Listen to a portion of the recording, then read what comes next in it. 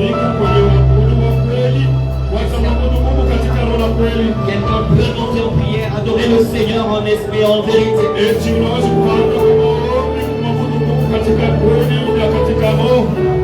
Alléluia. Alléluia.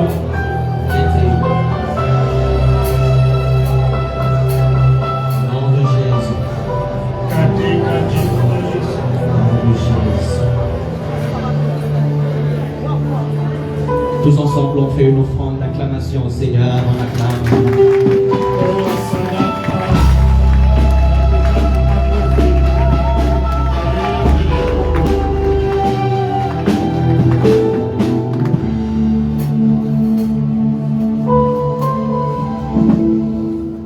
Que Dieu soit loué. Je suis dans la joie parce que je suis dans la maison du Seigneur. Et ce matin, compté parmi les vivants, nous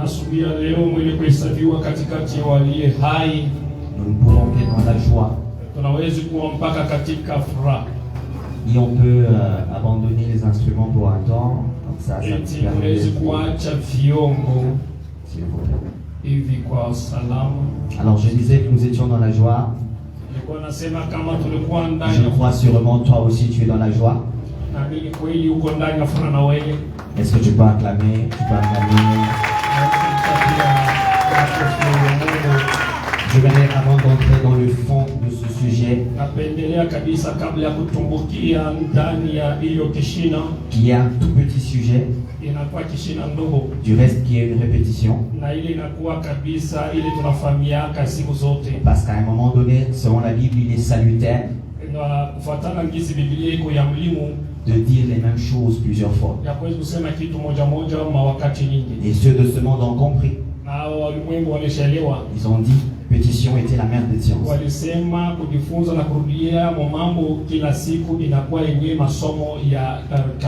Une petite parenthèse que je vais fermer trop vite. Le simple fait que tu es dans la présence de Dieu ce matin, que tu aies d'abord prié ou pas, Dieu a fait quelque chose de bon dans ta vie. Parce qu'il t'a épargné quelque chose que tu ne sais pas voir. En obéissant simplement et en venant dans sa présence, tu es déjà victorieux. Alors je la referme. Je voulais dire merci à mon père, l'apôtre Marcel,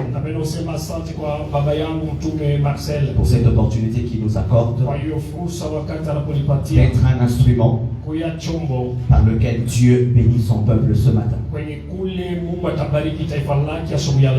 Et nous prions que le Seigneur continue à lui faire encore du bien. Nous bénissons aussi tous les conseils et nous bénissons encore une fois votre présence. C'est vrai, on peut prêcher, on peut se hasarder de prêcher seul.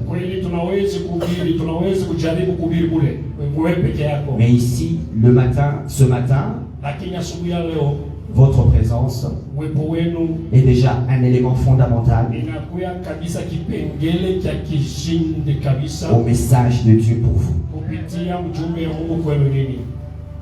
Alors, pour moi et pour vous, j'ai choisi un petit thème, comme je le disais, que j'ai intitulé La prière. Pour ceux qui écrivent, pour écrire ceci: la prière, quoi, pourquoi et comment. J'aurais dû ajouter quand. Mais là même sans prêcher, on sait qu'on doit prier sans cesse. Alors je vais me concentrer sur ces trois points pendant une vingtaine de minutes pour la gloire de Dieu. Nous allons lire notre texte de base. Que Dieu bénisse le berger Philippe, le modérateur, qu'il a épinglé pendant la modération. Nous allons lire 1 Thessaloniciens chapitre 5, les versets 17 et 18. On peut être debout pour honorer la parole de Dieu. Je vais lire. Priez sans cesse. Le verset 18. Rendez grâce en toutes choses, car c'est à votre égard la volonté de Dieu en Jésus-Christ. Amen. Ceci sera notre texte de base. Il y a encore beaucoup de textes qu'on va donner alors qu'on sera en train d'enseigner. Prions. Seigneur, merci pour ce temps. Nous n'avons été que simples instruments. Et nous nous disposons à ne faire que ce que tu veux faire. Merci pour l'assemblée. Merci pour ton esprit. Seigneur, fais que cette parole, cette semence, qui est déjà la meilleure, trouve de bonnes terres, qui sont nos cœurs. Dans le nom de Jésus. Amen. Prière, quoi, pourquoi et comment. Chaque fois qu'on pose la question du quoi, on veut simplement s'attendre à une certaine définition. Et la définition, elle est très importante parce qu'elle nous éclaire. Elle nous aide à comprendre certaines choses avant même qu'on puisse faire une étude dessus.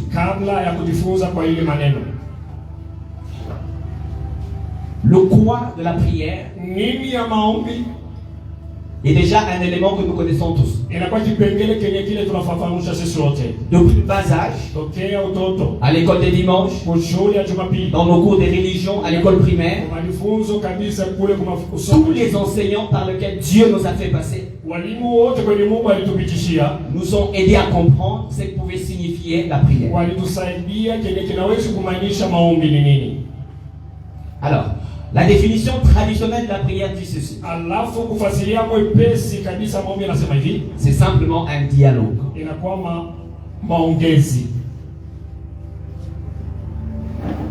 Qui dit dialogue voit au minimum 2 personnes. Celui qui parle et celui qui va interagir après que l'autre ait parlé. Quand une seule personne commence à parler, ça cesse d'être un dialogue et ça devient un monologue. La prière est un dialogue entre un chrétien et son Dieu.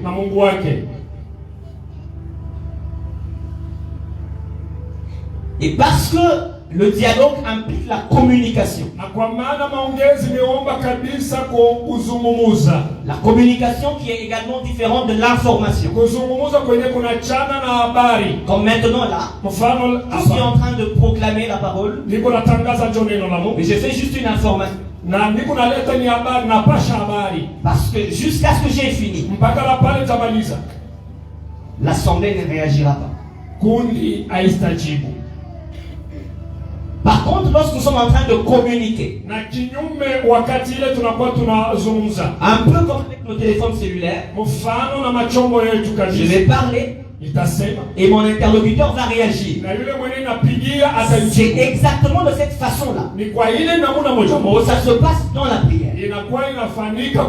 En toute logique, lorsqu'un enfant de Dieu se met à prier, il doit s'attendre à une réaction de son Dieu. Dieu doit aussi lui parler. Parce que ce n'est pas une information, mais c'est plutôt une communication. Ça, on a pris ça depuis le bail. Même si je dormais profondément et que l'on me réveillait, la réponse que j'aurai à cette question restera là. Et dans les programmes des affermissements que nous propose Campus pour Christ, pour ceux qui les ont suivis,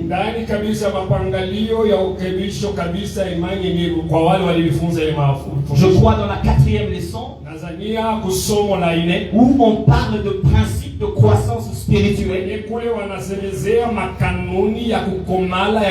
On définit la prière comme étant un moyen par lequel l'homme parle avec Dieu. Alors cette prière peut se décliner sous plusieurs types. Ça peut être une prière de demande, une prière de combat, une prière d'intercession, une décharge, une complainte, une action de grâce, une adoration. Dans tous les cas, la prière sera une communication, un dialogue par rapport à l'enfant de Dieu et son Dieu. Pourquoi prier? Deuxième point. Chaque fois qu'on pose la question de pourquoi, on veut comprendre et étudier l'importance de ce que nous sommes en train de faire. Les objectifs pour lesquels nous le faisons. Nous devons quand même le savoir. Nous ne pouvons pas nous embarquer dans une histoire sans savoir où nous allons. Un peu comme Alice au pays des merveilles. Il pose la question à quelqu'un qui trouve sur la voie. Vous pouvez m'aider? La personne lui dit, où vas-tu? Elle répond, je ne sais pas. Mais tu ne sais pas, tu vas où et tu vas pourquoi? Alors chaque fois qu'on posera la question de pourquoi, on voudra comprendre l'objectif qui nous anime et qui nous pousse à faire ce que nous sommes en train de faire. La prière reste un acte, un peu comme tous les restes des actes. J'aimerais ouvrir une parenthèse, je vais la refermer très vite. Chaque fois que toi et moi aurons besoin de poser un acte, commençons par nous demander pourquoi nous le faisons. Comme ça nous serons sérieux. Sinon on aura perdu tout le temps. Et inutilement. C'est quoi l'importance de la prière? Les hommes de Dieu passent ici à la chair. Priez, ne vous fatiguez pas, venez. Nous aurons 4 jours de prière. De prière intense. Mais pourquoi on va le faire? Notre Père insiste tout le temps. Ne restez pas à la maison. Venez prier. Matin, midi, soir, priez. À la maison, priez. Mais pourquoi? Non, il y a une raison. La première des raisons. Prier. C'est la volonté de Dieu. Dieu veut que nous puissions prier. Le texte de base que nous avons lu tout à l'heure. La Bible dit ceci. Rendez grâce en toutes choses. Rendre grâce qui est un type de prière. Car c'est à votre égard la volonté de Dieu en Jésus-Christ. Ne pas prier, c'est être désobéissant. Et à chaque fois qu'on a désobéi, on est sanctionné. On est puni.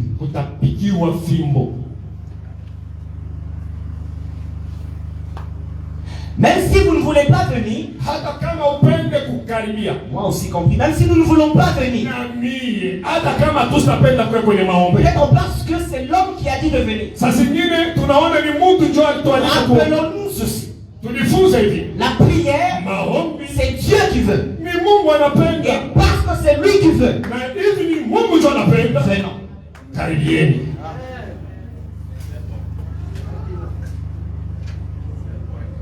Et Matthieu 7,7 dit ceci. Demandez, on vous donnera. Cherchez, vous trouverez. Toquez, on vous ouvrira. Qui donne cette règle-là? C'est Dieu. C'est Jésus. C'est pas un homme. Il sait ce dont nous avons besoin. Selon Matthieu chapitre 6, le verset 8. Avant même que l'on ait demandé, Dieu sait que nous avons un problème. Avec ou sans nous, il peut faire. Et nous donner ce que nous cherchons.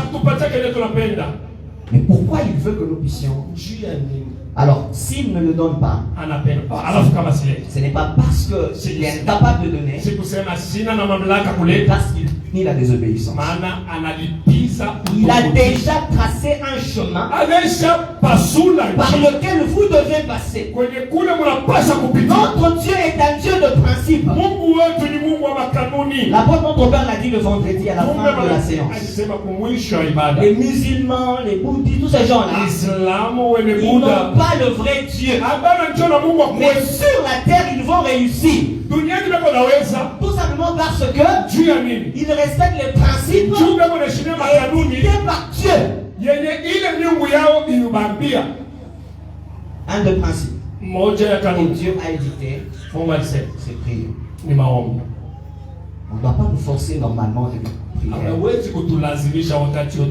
De communiquer qui ne peut même plus passer. Tu es enfant de Dieu, tu dois parler à ton Père. Mais le chemin par lequel tu dois parler, c'est la prière. Comment on te forcer pour que tu viennes à la prière?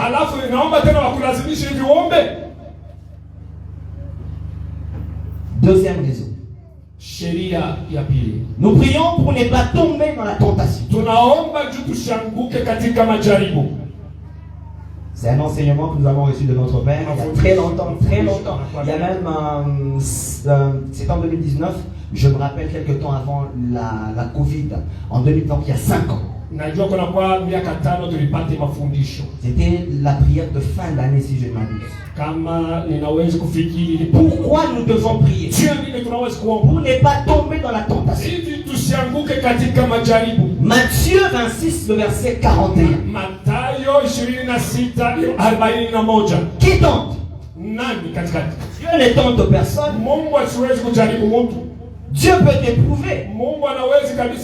Et même quand il t'a éprouvé, c'est qu'il t'a déjà trouvé capable de surmonter cette épreuve. Mais les tentateurs, c'est le diable. De nos jours, nous passons un temps où la tentation a pris plusieurs formes. Une tentation mélangée à la ruse. Les choses qui paraissent bonnes, mais qui à l'intérieur, elles ne le sont pas. Comment tu vas refuser? Si tu n'as pas prié. Si tu n'as pas été divinement averti.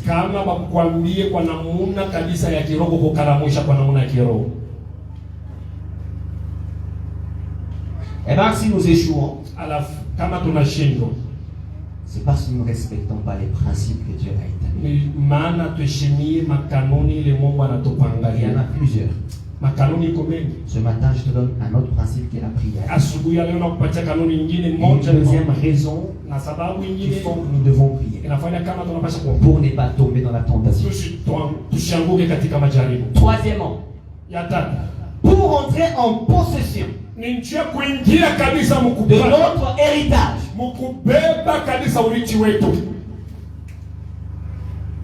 En attendant le ciel, nous devons bien vivre sur la terre.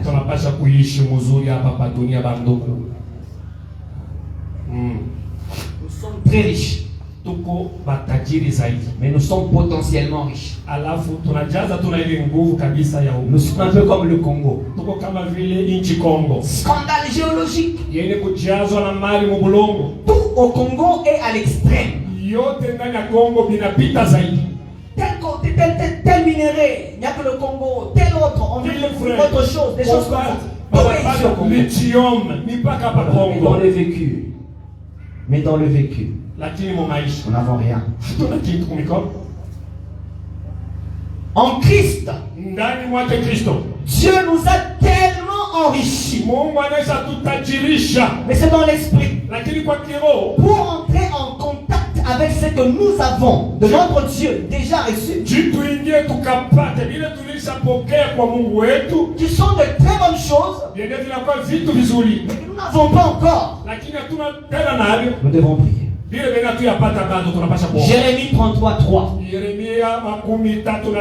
Qu'est-ce que la Bible dit? Un fois comme moi, je te réponds. Ça c'est déjà une assurance que j'aimerais donner à quelqu'un.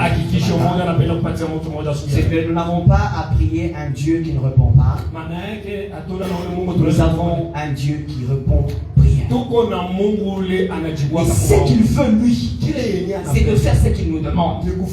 Et ce qu'il nous demande, c'est simplement l'invoquer. Il ne s'arrête pas là-bas. Il dit ceci. Invoque-moi, je te répondrai.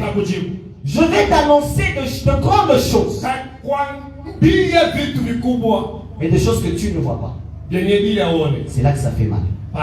C'est parce qu'on ne voit pas que ça ne nous profite pas. C'est parce que nous ne voyons pas que ça nous fait très peur.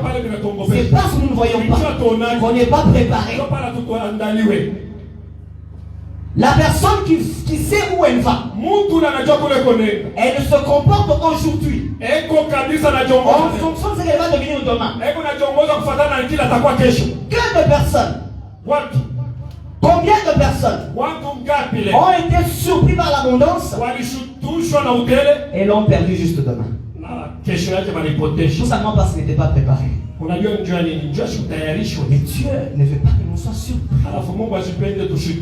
Il dit ceci. Nous l'invoquons, il répond. Il ne s'arrête pas là-bas. Il commence à nous révéler. Et dans la Bible, il y a un exemple. Les enfants d'Israël, dans Jérémie 29:10, qui ont reçu cette prophétie de la part du prophète. Pendant 70 ans, vous serez pris en captivité. Mais 70 ans après, vous allez revenir chez vous. Et ce peuple était distrait à Babylone, tellement qu'il avait déjà fait corps avec Babylone. Il pensait que c'était normal. Il fallait qu'un seul se lève, aille lire et commence à prier pour qu'il rentre. Combien de gens ici ont de promesses? Combien de personnes ont reçu le Dieu de promesses extraordinaires? Mais combien ont commencé à manger les fruits de cette promesse? Et les gens de ce monde disent ceci, que les cimetières sont les endroits les plus riches. Parce que là, il y a des projets qui ne se sont jamais réalisés. Il y a des grâces qu'on n'a jamais découvertes. Il y a des livres qu'on n'a jamais lus. Des chansons qu'on n'a jamais écoutées. Simplement parce que la personne qui était possesseur de ces choses est tellement distraite que le temps est passé et finalement Dieu là. Je prie au nom de Jésus que ça ne soit pas ton cas ce matin. Je prie au nom de Jésus que ça ne soit pas ton cas ce matin. Que tu sois divinement averti afin que tu te comportes bien et que tu entres dans ta gloire. La prière permet à l'esprit d'entrer en action. La prière permet à la parole de Dieu d'entrer en action. Il y a 8 mois, c'était en janvier, notre père a sur YouTube lancer certains enseignements. Je ne sais pas si nous suivons. S'il vous plaît, suivons ces enseignements. Ce n'est que 7 minutes. On peut être disposé à écouter des histoires inutiles pendant 1 heure de théâtre. C'est pas mal, c'est bien, ça égaye l'esprit. Mais la parole de Dieu de 7 minutes, on est incapable de lire.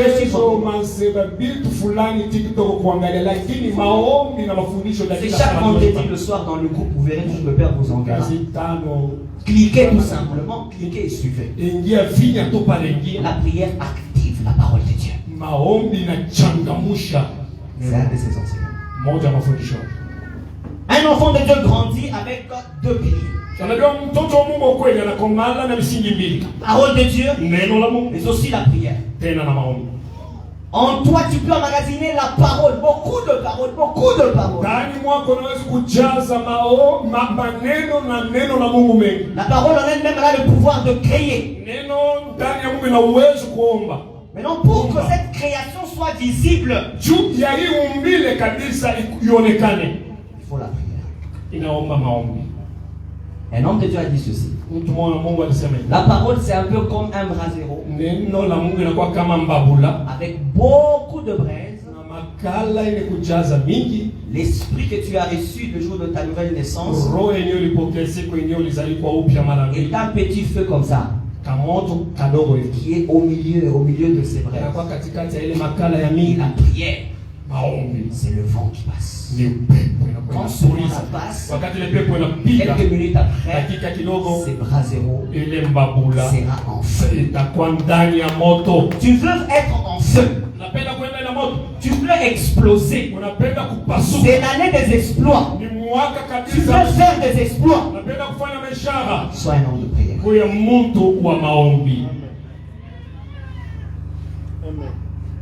Et enfin, la prière court-circuite les plans de l'ennemi.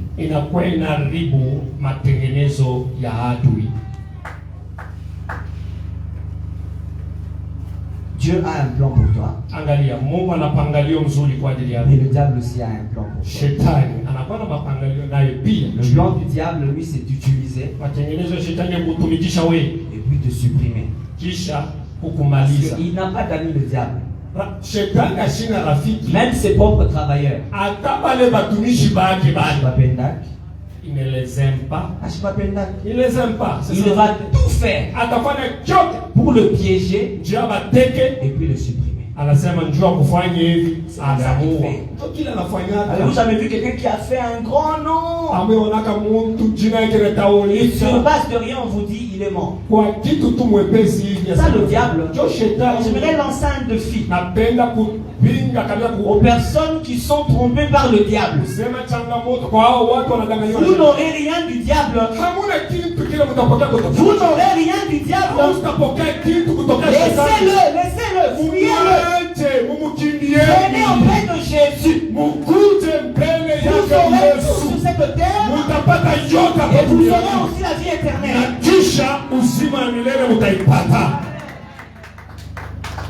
Tous ces gens-là, sorciers. Tu penses que déjà la preuve est simple. La nuit quand tout le monde se repose, toi tu es sur une chaise là compliquée. Tu montes des avions extraordinaires. Le matin quand tu te réveilles, tu n'as même pas un franc dans ta poche. Et c'est un langage, non? Qu'est-ce que tu veux qu'on te dise encore? La nation ne nous enseigne-t-elle pas? Tu es magicien.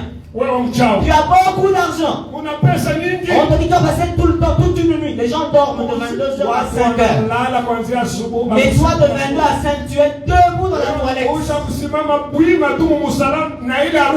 le matin, tu es en train de gonfler. Quitte cette histoire. Alors, pour nous, enfants de Dieu, la prière court-circuite les plans du diable.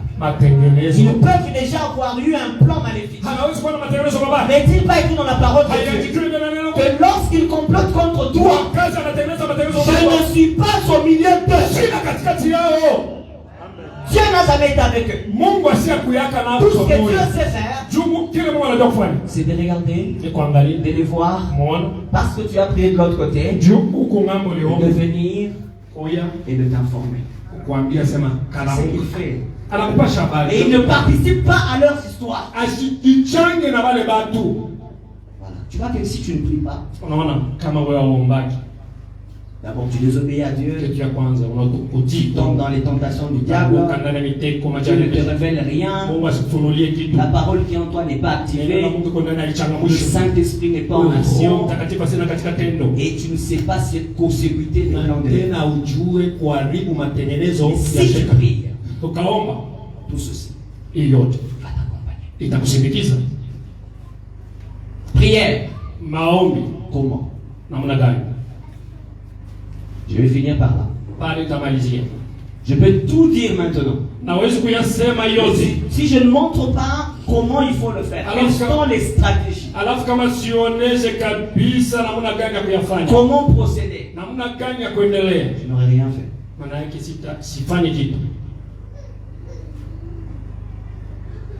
Chaque fois qu'on pose la question du comment, on définit les stratégies qui vont nous permettre d'arriver à l'objectif final. Alors, ici, comment il faut prier? Jésus nous a tellement aimés. Tu peux dire à ton voisin que Jésus t'a tellement aimé. Tu peux lui dire avec joie, Jésus t'a beaucoup aimé. Tu sais pourquoi? Parce qu'il nous a même montré qu'il faut prier. Matthieu chapitre 6, le verset 5 à 15. C'est un texte que nous ne saurons pas lire maintenant, mais que nous connaissons déjà. La Bible dit ceci. C'est un jour, les disciples, c'est Luc qui présente la chose de cette façon. Un disciple demande à Jésus, montre-nous comment nous devons prier. Jean-Baptiste l'a fait. Et toi aussi, montre-nous comment nous devons prier. Et dans Matthieu, le Seigneur essaie de s'étaler pour montrer comment il faut prier.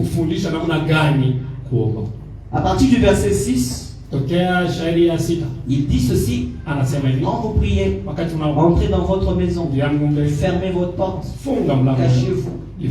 Ça, c'est moi qui paraphrase. Mais vous pourrez lire à la maison.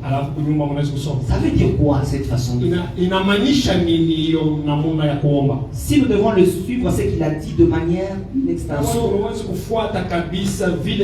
C'est qu'il n'est pas qu'on vienne prier en assemblée. Et comment il est extrêmement important de prier entre frères et sœurs. Alors quand j'ai étudié ce passage, j'ai compris, et je sais d'ailleurs que vous le savez déjà, que lorsque nous sommes en train de prier, faisons un grand effort pour nous séparer du monde extérieur.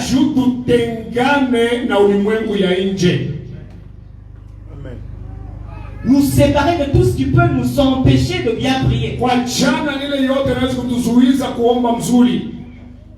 Quand nous venons le matin, là, chaque dimanche, chaque mercredi, chaque matin à la prière matinale pour prier,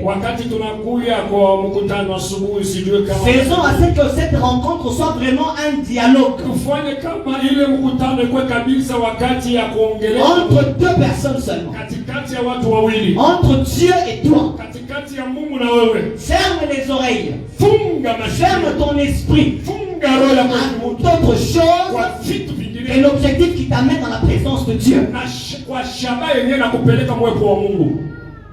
Ne venons pas à l'église pour répondre à un rendez-vous. Bien sûr, répondons au rendez-vous de Dieu, mais pas avec un homme. Ne venons pas à l'église pour vendre nos affaires. Non, après que nous allons devoir distribuer les contacts. Faites-le, mais à l'extérieur. Que ça ne soit pas l'objectif qui t'a amené. Parce que là, Dieu sait voir déjà. Et il va se dire, lui n'est pas venu me chercher. Mais en réalité, il est venu chercher ça ou ça. Et par il n'y aura rien. La séparation du monde extérieur. Tu peux ne pas avoir passé une bonne nuit. J'aimerais un peu anticiper et parler un peu de mariés. Toute la nuit vous vous êtes disputés, maman et papa, ou avec les enfants. Mais quand tu franchis cette porte-là, oublie. Viens parler au Seigneur. Comme ça, il donnera solution à ton problème.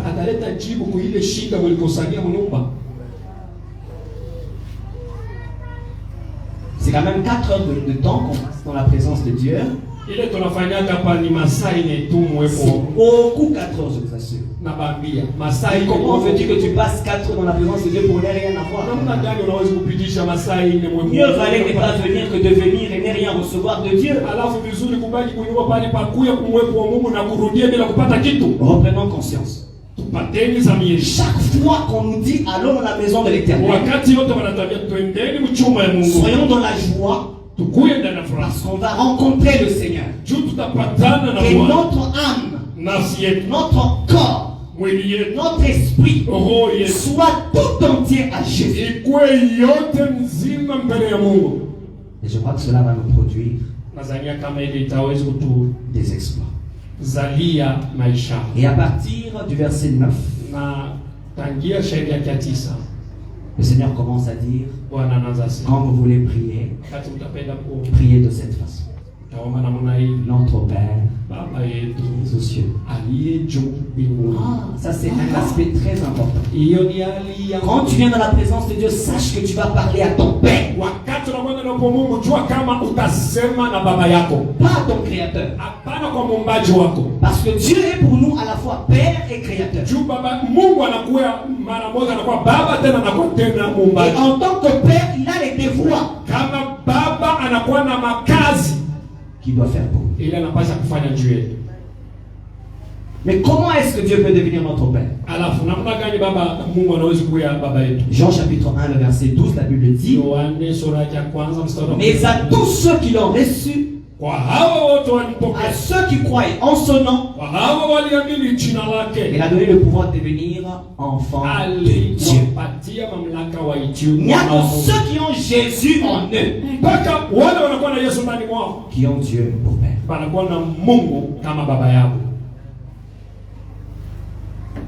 Parce que tu vis encore, parce que tu vis encore, si tu n'as pas encore Christ en toi, tu dois le recevoir. Ainsi, tu vas avoir tout ce qui est attaché au fait que nous avons le statut d'enfant de Dieu.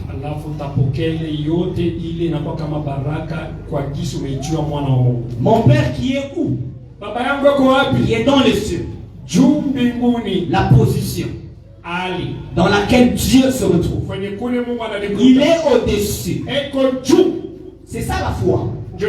Quand tu es dans la présence de Dieu, retiens que tu es sur terre, tu demandes à celui qui est au-dessus de tout. Donc tout ce que tu as comme problème peut avoir un nom. Mais au-dessus de ce nom-là, il y a un Dieu qui est là. Et donc qui peut intervenir. Ce n'est pas pour rien, il est dit dans Jean chapitre 8, le verset 35. Élevez le Fils de l'homme, et vous verrez de quoi il est capable. Ça veut dire, prenez le Fils de l'homme, mettez-le au-dessus. Au-dessus de vos problèmes. Au-dessus de vos difficultés. Au-dessus de vos demandes. Il va agir. atajibu. Que ton nom soit sanctifié. Ça veut dire le nom de Jésus que nous portons. Sorti de la foule, ce nom-là doit être honoré par toi. En d'autres termes, c'est une forme de défi que nous lançons à Dieu. Nous disons, mais nous portons le nom de Jésus en nous. Il n'y a pas moyen que tu nous donnes, que tu nous fasses honte. Viens sanctifier le nom que nous avons aux yeux de ces gens qui sont incrédules, qui ne te connaissent pas, afin que le problème que je porte ait une solution. Que ton règne vienne. Le règne de Dieu implique le contrôle de Dieu sur tout. Ça veut dire que tu invites le Christ par son esprit de venir régner, de venir dominer, de venir imposer son royaume dans ta vie. Je peux m'arrêter là avec cette dernière phrase dans cette prière que Jésus nous a donnée. Il dit que ta volonté se fasse sur terre comme cela se ferait. Donc chaque fois que tu vas commencer à prier, aie le temps d'élever Dieu au-dessus de toi, au-dessus de tes problèmes. Demande-lui à pouvoir sanctifier le nom que tu portes, à pouvoir honorer ce nom. Invoque toujours son règne sur ta personne. Et laisse-toi être guidé par sa volonté parfaite. Les autres là les demandent, tout ce qui va s'en suivre, il va s'en charger. La prière, quoi? Pourquoi et comment? Bien aimé, si on est un chrétien de la parole, avec la prière, je crois que nous allons témoigner et nous serons de personnes les mieux placées. Que Dieu bénisse sa parole.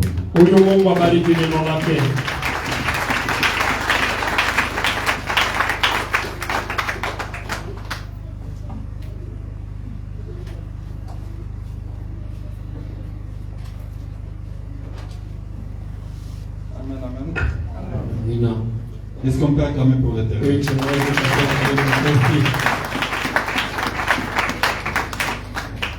Chaque fois quand la batterie est déchargée, elle demande de chargement. Il a déchargé son énergie. Nous devons prier pour lui. Prions au nom de Jésus. Dieu te grâce. Merci pour ton enfant. Merci de nous avoir rectifié ce matin. Accorde une longue vie. Restaure encore son intelligence. Au nom de Jésus, avec action de grâce, nous disons Amen. Nous sommes arrivés au service des offrandes. Le premier panier, nous bénissons l'orateur du jour. Le deuxième panier,